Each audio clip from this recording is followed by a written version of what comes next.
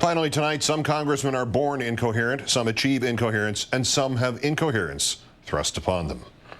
Our number one story, as promised, our WTF moment.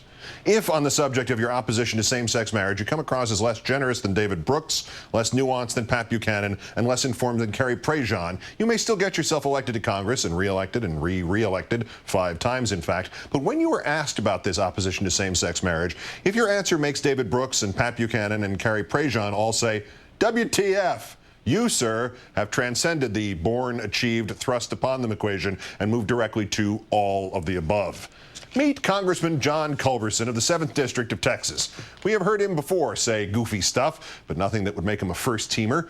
He is the guy who announced that the stimulus package was, quote, a Trojan horse that liberals are using to ultimately turn America into France. But that's nothing like the work of the true all-stars, Steve King of Iowa, or Mr. Shimkus of Illinois, the one who occasionally has ecstatic religious visions in the middle of his hearings, or, of course, legendary team captain Michelle Bachmann. But now, Mr. Culberson has elevated his game. He went on C-SPAN, which always seems like a good idea until you find yourself in the terminal stages of an answer so labyrinthine, so filled with double entendres that you cannot remember a time when you were not on C-SPAN, lost in your own sentences. Mr. Culberson was asked a pretty straightforward question. One assumes he thought he was giving a pretty straightforward answer. You said a lot about how the federal government shouldn't be in our house. My question is about gay marriage. So do you really think the federal government should be in our house or the government shouldn't? Because as I know, gay marriage is the state government that controls that. So what do you think on that? Well, under the 10th Amendment, the states have a first responsibility for providing for public safety, public health, public morality, all issues that just affect the people within that state. It's up to the states. And you either follow the Constitution or you don't. Okay, we haven't gotten to the crazy yet. I just wanted to interject that the 10th Amendment reads as follows.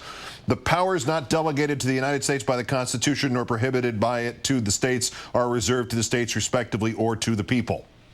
That's it. That's the whole can of cheese whiz. Doesn't say a damn thing in there, Mr. Culberson, that the states have a first responsibility for morality and public.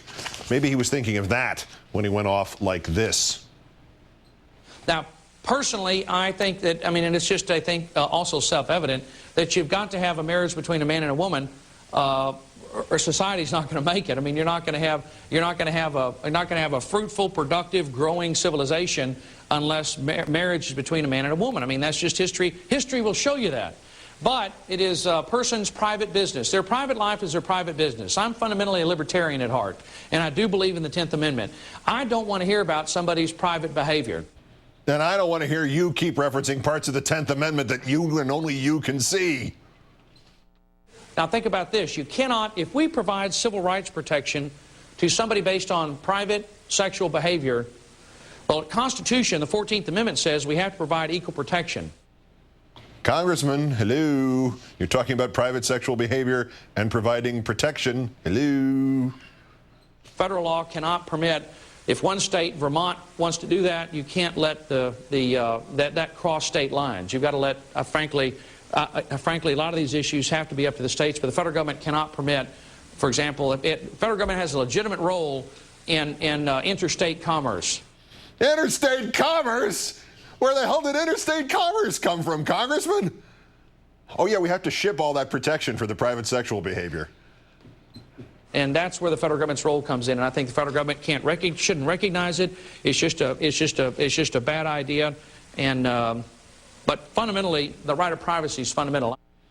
Well, there you have it. Fundamentally, the right of privacy is fundamental.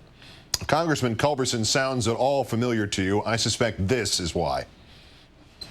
Hell, I was born here, and I was raised here, and dadgummit, I'm gonna die here. And no side-winding, bushwhacking, hornswoggling, crocker is gonna roll my biscuit cutter.